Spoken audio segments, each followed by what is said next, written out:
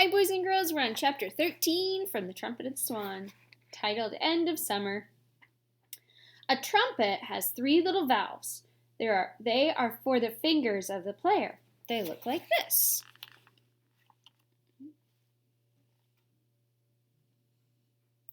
By pushing them down in the right order, the player can produce all the notes of the musical scale.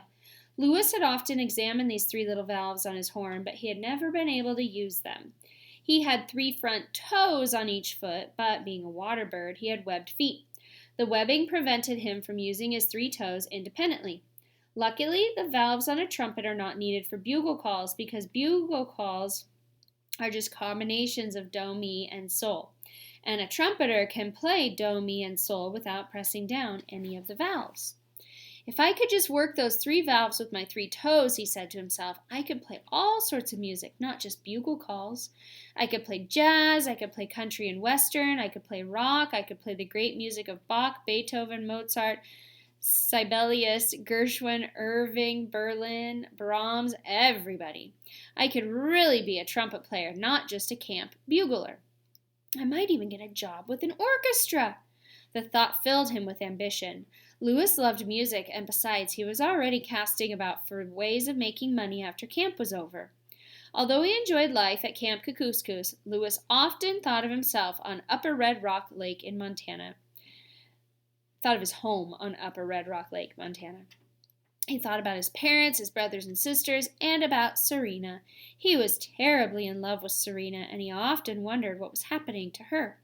At night, he would look up at the stars and think about her. In the late evening, when the big bullfrogs were calling trunk across the still lake, he would think about Serena. Sometimes he felt sad, lonely, and homesick. His music, however, was a comfort to him. He loved the sound of his own trumpet. Summer passed all too quickly. On the last day of camp, Mr. Brickle called his counselors together and paid them what he owed them. Lewis received $100, the first money he had ever earned. He had no wallet and no pockets, so Mr. Brickle placed the money in a waterproof bag that had a drawstring. He hung this money bag around Lewis's neck, along with the trumpet, the slate, the chalk pencil, and the life-saving medal. Lewis went to Sam Beaver's tent and found Sam packing his things. Lewis took off his slate and pencil. I need another job, he wrote. Where should I go? Sam sat down on his bed and thought for a while. Then he said, Go to Boston. Maybe you can get a job with the Swan boat. Lewis had never been to Boston, and he had no idea what the Swan boat was, but he nodded his head. Then on his slate he wrote, Do me a favor? Sure, said Sam. Take a razor blade and slit the web on my right foot so I can wiggle my toes. He held out his foot. That sounds painful. Why do you want to wiggle your toes? Asked Sam. You'll see, wrote Lewis. I need my toes in my business. Sam hesitated. Then he borrowed a razor blade from one of the older counselors. He made a long, neat cut between Lewis's inner toe and middle toe. Then he made another cut between Lewis's middle toe and outer toe. Does it hurt? Lewis shook his head. I would have thought it would hurt. Wouldn't you guys have thought it would hurt? The web between bird feet, between their toes, it always seemed like skin to me, like it would hurt like skin being cut. He lifted his trumpet, placed his toes on the valves, and played Do, Re, Mi, Fa, Sol, La, Ti, Do. Ka-ho! Sam grinned. The Swan boat will hire you all right, he said. You're a real trumpeter now. But with your web cut, swimming will be harder for you. You will have a tendency to swim in circles because your left foot will push better than your right foot. I can manage, wrote Lewis. Thanks very much for the surgery. Next day the campers left. The canoes had been hoisted onto racks in the boathouse. The float had been hauled onto the beach. The windows of the lodge had been boarded up against bears and squirrels. Mattresses had been packed into zipper bags. Everything was snug and ready for the long, silent winter. Of all the campers, only Lewis stayed behind.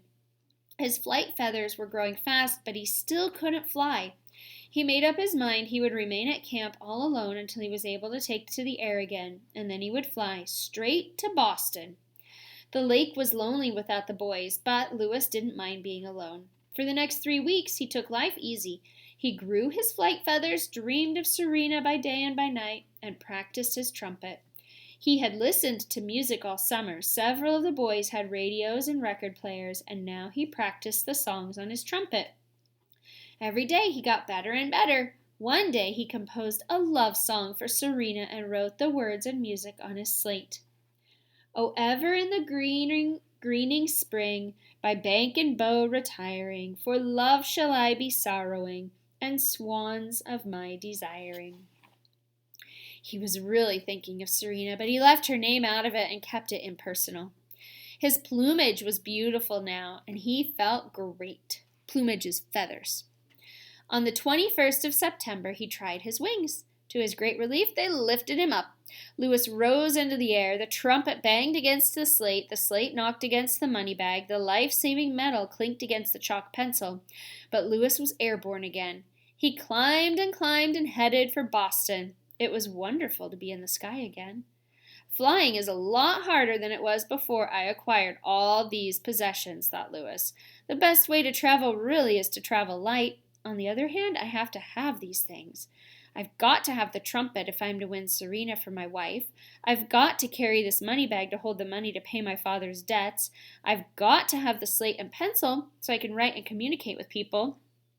And I ought to wear the medal because I really did save a life, and if I didn't wear it, people might think I was ungrateful. On and on he flew toward Boston, which is the capital of Massachusetts, and which is famous for its baked beans, its codfish, its tea parties, its cabots, its lowels, its Sultan stalls, and its swan boats.